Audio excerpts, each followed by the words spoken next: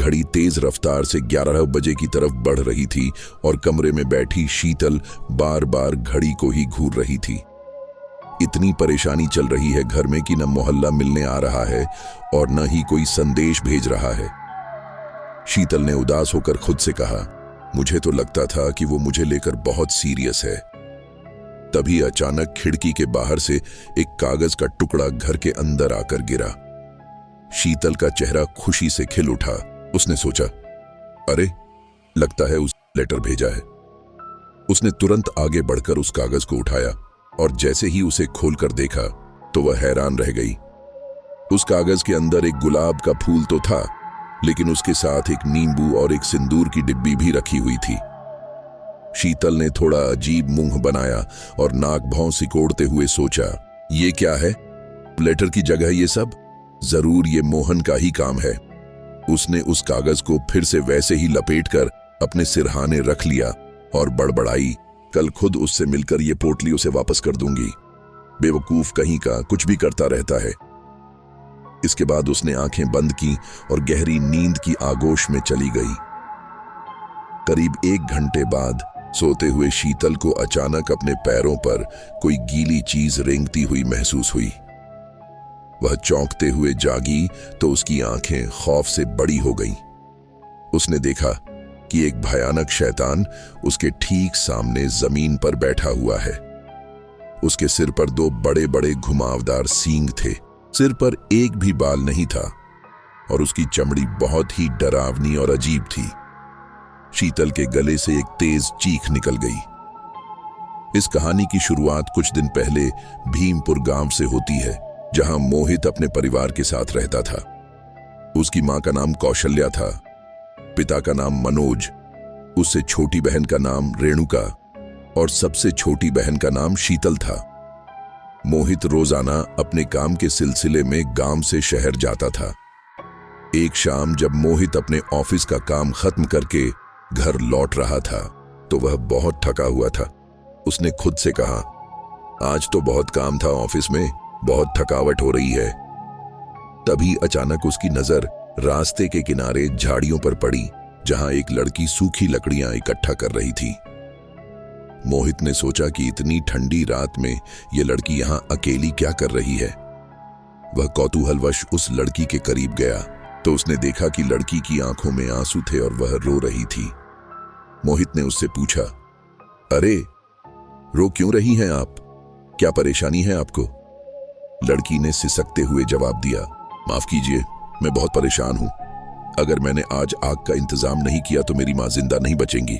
यह सुनकर मोहित का दिल पिघल गया और वह भी उसकी मदद के लिए आगे बढ़ गया। उसने भी आसपास से कुछ लकड़ियां इकट्ठा की। वह लड़की उन लकड़ियों को लेकर मोहित को अपने साथ पास ही बनी एक छोटी सी कुटिया में ले गई। वहां खाट पर उसकी बूढ़ी मां लेटी ठंड से थर थर कांप रही थी। मोहित ने देखा कि उनकी हालत बहुत खराब थी। उसने तुरंत अंगीठी में लकड़ियां डाली और आग जला दी। आग के जलने पर जब उस बूढ़ी मां को थोड़ी राहत मिली तो उनके चेहरे से दर्द के भाव खत्म हो गए।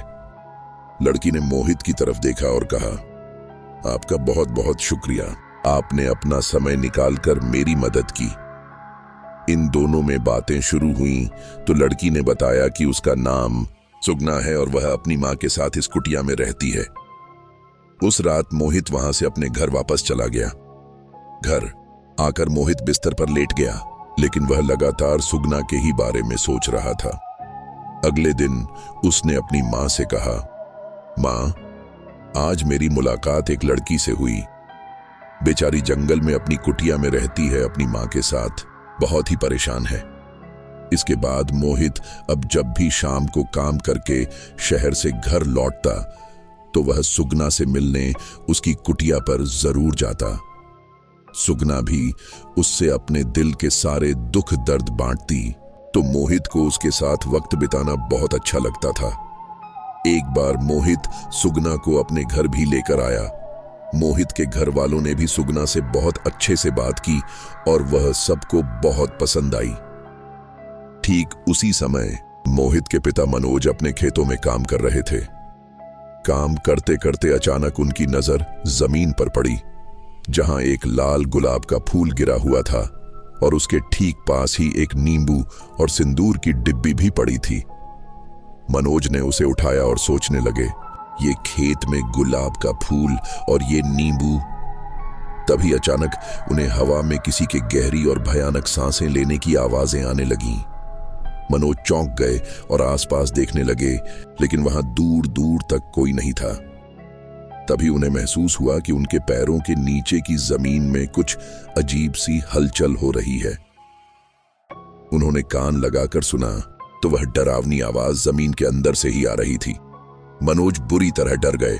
वे फौरन खड़े हुए और भागने के लिए पीछे मुड़े ही थे कि अचानक जमीन फट गई। जमीन से एक भयानक और मजबूत हाथ बाहर आया और उसने मनोज का पैर पकड़कर नीचे खींच लिया। मनोज चिल्लाए, हे भगवान, क्या है ये? वे किसी तरह अपना पैर छुड़ाकर फिर से उठे और जान बचाकर भागने लगे।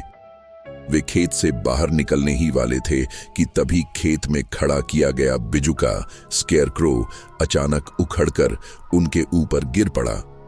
मनोज जमीन पर गिर गए और उस बिजुका को खुद से हटाने की कोशिश करने लगे, लेकिन ना जाने कैसे उस साधारण से बिजुका का वजन अचानक बहुत ज्यादा बढ़ गया था, मानो वो कई टन का हो। तभी जमीन से दो और भयानक हाथ निकले और उन्होंने मनोज का मुंह कसकर पकड़ लिया। कुछ ही पलों में उन अदृश्य हाथों ने मनोज को पूरी तरह से खींचकर जमीन के अंदर समा लिया और चारों तरफ एक गहरा सन्नाटा और अंधेरा छा गया। दूसरी तरफ मोहित ने पूजा को उसके घर छोड़ा और फिर अपने घर पहुंचा। घर आते ही मां कौशल्या ने चिंता में कहा, अरे मोहित, तेरे पापा अभी तक खेत से नहीं आए हैं, आज क्या हो गया इनको? मोहित ने उन्हें दिलासा देते हुए कहा, अरे मां, पापा खेत में कुछ जरूरी काम कर रहे होंगे, इससे पहले भी तो वो कई बार देर से आए हैं। मां ने कहा, हाँ, ये बात भी सही है। मोहित ने बैठते हुए कहा, जल्दी से खाना लगाओ भाई, मुझे तो बहुत भूख लगी है। थोड़ी देर में सभी हाथ मुंह धोकर खाने की टेबल पर पहुंचे। रेणुका ने खुश होते हुए कहा, आज मैंने मेरे भाई की मनपसंद चीज बनाई है। मोहित ने पूछा, क्या मतलब, मछली? रेणुका ने मुस्कुराकर कहा, हाँ। मोहित उछल पड़ा, वाह दीदी, आई लव यू। ये कहते हुए मोहित ने जैसे ही डिश के ऊपर से ढक्कन हटाया, सबके होश उड़ गए। उस स्वादिष्ट डिश में रखी मछली के ऊपर हजारों सफेद कीड़े लगे हुए थे और उसमें दो बड़े बड़े कानखजूरे भी रेंग रहे थे। मोहित ने घृणा और डर के मारे हाथ मारकर उस डिश को नीचे गिरा दिया। रेणुका रोने जैसी हो गई और बोली, अरे, मैंने तो एकदम ताजी मछली बनाई थी, ये कीड़े कैसे पड़ गए? ये कहते हुए रेणुका ने घबराहट में दूसरी और तीसरी डिश से भी ढक्कन हटाया तो उन सभी बर्तनों में भी अजीब से कीड़े और कानखजूरे रेंग रहे थे। तभी उन बर्तनों के अंदर से कुछ काली मधुमक्खियां निकलीं और उन सभी के सिर के आसपास मंडराने लगीं और फिर अचानक खिड़की से बाहर उड़ गईं। कौशल्या ने डर कर कहा, मोहित बेटा, चल तेरे पापा को लेने चलते हैं, हम और रास्ते से कुछ खाने को भी ले आएंगे, मुझे तो अब बहुत डर लग रहा है। रेणुका और शीतल को घर पर ही रहने के लिए कहकर मोहित अपनी मां के साथ तुरंत खेत पर पहुंचा, लेकिन वहां चारों तरफ सन्नाटा था और मनोज कहीं नजर नहीं आ रहे थे। कौशल्या ने रोते हुए कहा, अब ये कहां चले गए? अब मोहित बेटा, अब क्या करें? मोहित ने टॉर्च जलाते हुए कहा, मां डरिए नहीं, पिताजी यहीं कहीं होंगे। वह चिल्लाने लगा, पिताजी, पिताजी, आप कहां हैं? मोहित खेतों के बीच बनी पगडंडियों में घुसकर अच्छे से देखने लगा। तभी अचानक उसका पैर जमीन पर किसी सख्त चीज से टकराया। उसने टॉर्च की रोशनी नीचे डाली तो उसके होश उड़ गए, क्योंकि जमीन से एक इंसान का हाथ बाहर आ रहा था। मोहित ने घबराकर चिल्लाते हुए वहां की मिट्टी हटानी शुरू की। जैसे ही मिट्टी हटी, उसके अंदर से उसके पिता मनोज की लाश बाहर आई। अपने पिता की इतनी दर्दनाक और रहस्यमयी मौत देखकर मोहित और कौशल्या खेत में ही बैठकर दहाड़े मारकर रो पड़े। उसी समय झाड़ियों के पीछे से किसी के अजीब तरीके से हंसने की आवाज आई। अगले दिन भारी मन से मनोज का अंतिम संस्कार कर दिया गया। पूरे गांव में इस अजीब और खौफनाक मौत की खबर फैल गई और सभी लोग डर के साए में आ गए। इधर मनोज की मौत के बाद भी मोहित के घर में अजीब और डरावनी घटनाएं रुक नहीं रही थीं।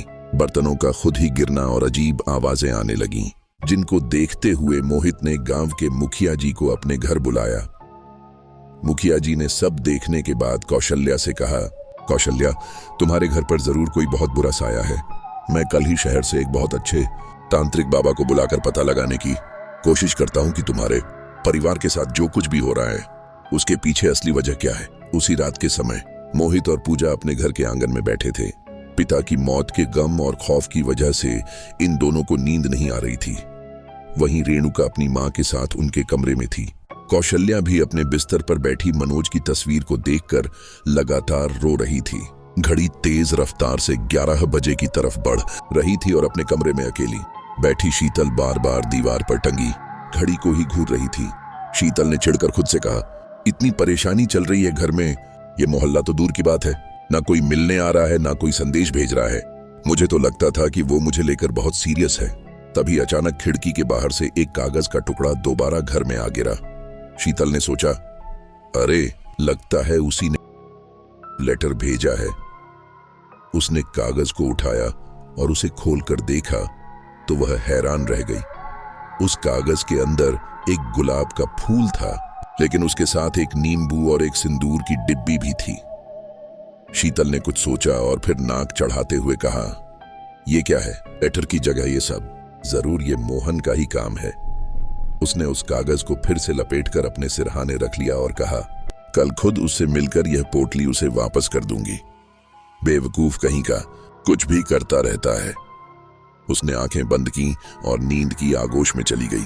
करीब 1 घंटे बाद उसे अपने पैरों पर कोई गीली चीज रेंगती हुई महसूस हुई। वह चौंकते हुए जागी तो उसकी आंखें खौफ से बड़ी हो गईं। उसने देखा कि एक भयानक शैतान उसके ठीक सामने जमीन पर बैठा हुआ है। उसके सर पर 2 बड़े बड़े घुमावदार सींग हैं और सिर पर एक भी बाल नहीं है। उसकी चमड़ी बहुत ही भयानक और काली है। शीतल चीखती चिल्लाती हुई कमरे से बाहर भागने लगी, लेकिन जैसे ही उसने अपने कमरे का दरवाजा खोला, वह यह देखकर दंग रह गई कि बाहर उसका घर नहीं बल्कि एक घना जंगल है और दूर दूर तक सिर्फ सूखे पेड़ नजर आ रहे हैं। वह रोते हुए बोली, मैं तो अपने घर में थी, ये कमरा और यहाँ जंगल कैसे आ गया? तभी उसके पीछे भारी कदमों के चलने की आवाज आई। वह शैतान उसकी तरफ बढ़ रहा था। शीतल मजबूरन उस मायावी कमरे से निकलकर जंगल में उससे दूर भागने लगी। उसने पीछे मुड़कर देखा तो वह सींगों वाला शैतान तेजी से उसका पीछा कर रहा था। वह और तेज भागने लगी। तभी अचानक पेड़ों के बीच उसे सामने अपना ही घर नजर आया। शीतल ने राहत की सांस ली। ये क्या, मेरा घर तो सामने है। उसका दिमाग पूरी तरह घूम रहा था और उसके सोचने समझने की क्षमता खत्म हो चुकी थी। वह तेजी से भागती हुई उस घर के अंदर घुस गई और चिल्लाई, मम्मी, भैया। लेकिन घर में उसे कहीं कोई नजर नहीं आया। वह भागती हुई अपनी मां के कमरे में गई तो उसने देखा कि वहां वही शैतान पहले से खड़ा था। शीतल के कुछ करने से पहले ही उस शैतान के मुंह से गाढ़ा हरा धुआं निकला, जिसने शीतल को चारों तरफ से घेर लिया। हैरान करने वाली बात यह थी कि घर के बाकी तीनों सदस्यों को इस बात की बिल्कुल खबर नहीं थी कि शीतल के साथ क्या हो रहा है, और न ही उन्हें उसके चीखने चिल्लाने की आवाज सुनाई दे रही थी। कुछ देर बाद जब सुबह हुई तो शीतल की आंख खुली। उसके चेहरे पर कोई भाव नहीं था। वह एकदम शांत और सुन्न थी। बाहर तेज बारिश शुरू हो चुकी थी। शीतल चुपके से बिस्तर से उठी और खिड़की से बाहर कूद गई। घर के अंदर मां कौशल्या ने अपनी बड़ी बेटी से कहा, अरे रेणुका बेटा, बाहर कपड़े सूखने डाले हुए थे, जरा उन्हें उतार लाओ। रेणुका कपड़े उतारने के लिए मोहित के साथ घर से बाहर निकली तो सामने का मंजर देखकर दोनों की आंखें हैरानी से फटी रह गईं। शीतल बाहर आंगन में मिट्टी के एक ढेर के पास घुटनों के बल बैठी हुई थी। उसके दोनों हाथों में जिंदा कान खजूरे थे जिन्हें वह देख रही थी। मोहित ने चिल्लाकर कहा, शीतल, शीतल। शीतल ने धीरे से उन दोनों की तरफ अपना सिर घुमाया और एक बेहद भयानक और अजीब सी मुस्कान दी, और उसके बाद वह वहीं जमीन पर बेहोश हो गई। रेणुका ने रोते हुए कहा, भैया, ये इसे क्या हुआ है?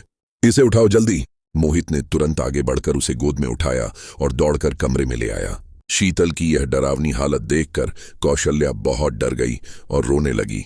मोहित ने कहा, मां, अब हम और देर नहीं कर सकते। मैं अभी जाकर मुखिया जी को बुलाकर लाता हूं। मोहित दौड़ता हुआ मुखिया के पास गया और उन्हें घर की पूरी बात बताई। अगली सुबह मुखिया जी शहर के एक जाने माने तांत्रिक बाबा को साथ लेकर मोहित के घर पहुंचे। कौशल्या ने रोते हुए बाबा के पैर छुए। बाबा ने पूछा, जिस बच्ची के बारे में तुम बता रहे थे वह कहाँ है? कौशल्या ने इशारा किया, जी वो मेरी छोटी बेटी शीतल अपने कमरे में है। तांत्रिक बाबा तुरंत कमरे के अंदर गए। उन्होंने बिस्तर पर लेटी शीतल के माथे पर अपना हाथ रखा और कुछ गुप्त मंत्र पढ़ने लगे। जैसे जैसे वे मंत्र पढ़ रहे थे, बाबा के चेहरे पर घबराहट और शिकन साफ दिखने लगी। कौशल्या ने डर कर पूछा, हे भगवान, क्या हुआ तांत्रिक बाबा? बाबा ने अपना हाथ पीछे खींचते हुए कहा, इल्विस, इसके ऊपर इल्विस का साया है। मोहित ने हैरान होकर पूछा, ये इल्विस कौन है? बाबा ने गंभीर आवाज में बताया, शैतान, सबसे बड़ा शैतान। इल्विस से बड़ा और शक्तिशाली कोई शैतान नहीं है। मोहित ने गुस्से और दुख में पूछा, अगर वह इतना बड़ा शैतान है तो इतनी बड़ी दुनिया में वह मेरे ही परिवार के पीछे क्यों पड़ा है? हमने किसी का क्या बिगाड़ा है? बाबा ने कहा, वह खुद से तुम्हारे पीछे नहीं पड़ा है, बल्कि किसी ने तंत्र मंत्र के जरिए उसे तुम्हारे पीछे लगाया है। कोई ऐसा है जो तुम्हारे परिवार की खुशियों को हमेशा के लिए खत्म होते देखना चाहता है। कौशल्या रोने लगी, हमारा तो गांव में कोई दुश्मन भी नहीं है। तभी वहां खड़ी मोहित की दोस्त पूजा के मुंह से अचानक एक शब्द निकला, सुगना। मोहित ने चौंक कर उसकी तरफ देखा। पूजा ने कहा, हाँ मोहित, याद है उस दिन तुम्हारे घर पर उसने क्या कहा था कि वह तुमको पाने के लिए कुछ भी कर सकती है। तुमने उसे मेरे लिए ठुकरा दिया था, इसीलिए वह इस बात का बदला तुम्हारे परिवार को खत्म करके लेना चाहती है। वह मुझे भी खत्म कर देगी। यह कहकर पूजा नाटक करते हुए रोने लगी। मोहित को बहुत गुस्सा आया और उसने कहा, नहीं, मैं किसी को कुछ नहीं होने दूंगा। बाबा, कुछ उपाय बताइए, मैं अपने परिवार को कैसे बचा सकता हूं? बाबा ने कहा, तुम्हारे दुश्मन ने इल्विस को बुलाने के लिए गुड़िया क्रिया वूडू डॉल का इस्तेमाल किया होगा। एक विशेष गुड़िया पर तुम्हारे परिवार के सदस्यों के नाम लिखकर तंत्र मंत्र किया गया है। अगर हम उस गुड़िया को ढूंढकर जला दें तो तुम्हारा परिवार बच सकता है। मोहित ने पूछा, तो हम उस गुड़िया तक कैसे पहुंच सकते हैं? कहां मिलेगी वो हमें? बाबा ने बताया, इस तांत्रिक क्रिया में गुड़िया को अक्सर किसी पुराने पीपल के पेड़ के नीचे गाड़ा जाता है। तुम्हारे दुश्मन ने भी यही किया होगा। गांव में जहां भी पीपल का पेड़ है, तुम्हें वहां खुदाई करके देखना होगा। मुखिया जी ने तुरंत याद करते हुए कहा, मोहित बेटा, 2 बड़े पीपल के पेड़ तो मेरी कोठी के पीछे वाले जंगल में ही हैं। मोहित ने कहा, तो चलिए मुखिया जी, सबसे पहले वहीं चलते हैं। मोहित तुरंत पूजा, मुखिया जी और तांत्रिक बाबा को लेकर मुखिया के घर के पीछे वाले घने जंगल की तरफ निकल पड़ा। वहां सामने ही एक बहुत पुराना और विशाल पीपल का पेड़ खड़ा था। दूसरी तरफ घर पर शीतल के पास कौशल्या और रेणुका बैठी हुई थीं। अचानक शीतल ने अपनी आंखें खोल दी। कौशल्या ने पास आकर पूछा, शीतल बेटा, तुम ठीक हो? शीतल के चेहरे पर कोई भाव नहीं थे, लेकिन जैसे ही कौशल्या ने उसके माथे को छूने के लिए हाथ बढ़ाया, शीतल अचानक एक डरावनी आवाज में चीख उठी। उसी पल कमरे की बत्तियां टिमटिमाने लगीं और खिड़की तोड़कर वहीं भयानक शैतान इल्विस कमरे के अंदर आ धमका। इल्विस को अपने ठीक सामने देखकर रेणुका और कौशल्या की रूह कांप गई और वे कमरे के कोने में छिपकर चीखने लगीं। इस तरफ जंगल में मोहित ने पेड़ के नीचे फावड़े से खुदाई शुरू कर दी थी। वह तेजी से मिट्टी हटा रहा था और सोच रहा था कि भगवान करे वो गुड़िया यहीं मिल जाए। मोहित ने पेड़ के चारों ओर काफी गहरी खुदाई की, लेकिन काफी देर तक वहां कुछ नहीं मिला। अब बस एक छोटा सा हिस्सा ही खोदना बाकी रह गया था। पूजा ने थक कर कहा, मोहित, मुझे नहीं लगता कि यहाँ कोई गुड़िया है, हमें कहीं और चलना चाहिए। मोहित ने हाँफते हुए कहा, बस ये आखिरी जगह और रह गई है, यहां मिल गई तो ठीक है।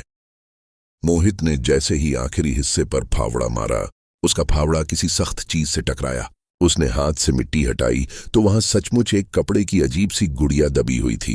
मोहित चिल्लाया, मिल गई। उसने जैसे ही उस गुड़िया को बाहर निकाल कर देखा तो वह हैरान रह गया, क्योंकि वह गुड़िया आधी कटी हुई थी और उसका आधा हिस्सा गायब था। मुखिया जी ने कहा, अरे, आधी गुड़िया तो गायब है, लगता है ये वो गुड़िया नहीं है, चलो चलकर कहीं और देखते हैं। लेकिन तांत्रिक बाबा ने उन्हें रोकते हुए कहा, नहीं, इसका मतलब है कि जादू करने वाले ने बहुत चालाकी की है। उसने जानबूझकर गुड़िया को काटकर 2 हिस्सों में अलग अलग जगह दफनाया है, ताकि अगर किसी को इस बारे में पता भी चल जाए तो कोई उसे पूरी तरह ढूंढकर जला ना सके और जादू का असर खत्म ना हो। दूसरा हिस्सा भी इसी पेड़ के आसपास ही होगा। ठीक से देखो मोहित। मोहित ने बाबा की बात सुनकर पेड़ के दूसरी तरफ और तेजी से खुदाई करनी शुरू की। थोड़ी और मेहनत के बाद उसका फावड़ा गुड़िया के दूसरे हिस्से से टकराया और उसे गुड़िया का बाकी बचा हुआ आधा हिस्सा भी मिल गया। बाबा ने खुश होकर कहा, बहुत अच्छे, अब बिना एक पल गंवाए जल्दी से घर चलो।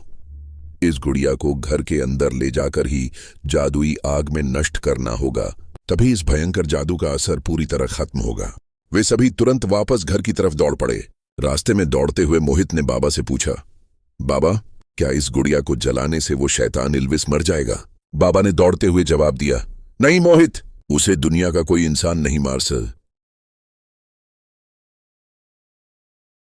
गुड़िया को पूरी तरह जला देने से इल्विस सिर्फ तुम्हारे घर और परिवार को छोड़ देगा, और जिसने भी तुम्हारे परिवार की आत्माओं का सौदा करके उसे बुलाया था, इल्विस वापस जाकर उसकी आत्मा को मारकर अपने साथ पाताल लोक ले जाएगा। यह सुनकर मोहित ने कुछ सोचा और अचानक रुक गया। उसने पीछे आ रही पूजा से कहा, पूजा, तुम तुरंत अपने घर चली जाओ। घर पर इल्विस आमने सामने होगा और यह बहुत ही जोखिम भरा हो सकता है।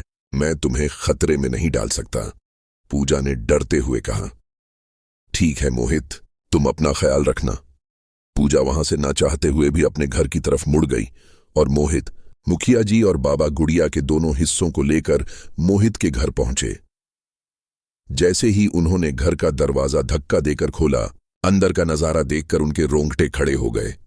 शीतल जमीन पर नहीं, बल्कि जादुई असर के कारण छत से किसी छिपकली की तरह उल्टी लटकी हुई थी और अजीब तरीके से हंस रही थी। मां कौशल्या और रेणुका घर के एक कोने में एक दूसरे को पकड़कर थरथर कांप रही थीं, और वह भयानक सींगों वाला शैतान इल्विस धीरे धीरे उनकी तरफ बढ़ रहा था ताकि उन्हें खत्म कर सके। बाबा ने अपनी लाठी जमीन पर पटकी और पूरी ताकत से चिल्लाकर कहा, रुक जा इल्विस। यह भयानक आवाज सुनकर इल्विस अचानक रुका और उसने पलटकर गुस्से में बाबा की तरफ देखा। ठीक उसी समय घर के खुले दरवाजे से सुगना भी अचानक दौड़ती हुई अंदर आ पहुंची। मोहित ने सुगना को देखकर गुस्से में कहा, सुगना, तुम यहां इस गुड़िया को जलाने से रोकने आई हो ना, लेकिन मैं तुम्हें कामयाब नहीं होने दूंगा। इल्विस ने बाबा की तरफ देखने के बाद गुस्से में आकर आगे बढ़कर कौशल्या को अपने एक ही बड़े हाथ से हवा में उठा लिया। बाबा ने चिल्लाकर कहा, मोहित, वक्त बर्बाद मत करो, जल्दी से इस गुड़िया के दोनों हिस्सों को एक साथ जोड़कर आग लगा दो। उसी समय बाबा ने अपने झोले से एक जादुई तेल की बोतल निकाली और उस गुड़िया के ऊपर पूरा तेल उड़ेल दिया। छत से उल्टी लटकी शीतल अभी भी अजीब आवाजें निकाल रही थी। मोहित ने तुरंत अपनी जेब से लाइटर निकाला और गुड़िया के पास ले गया। जैसे ही उसने लाइटर जलाया, धूं करके पूरी गुड़िया में तेज आग लग गई।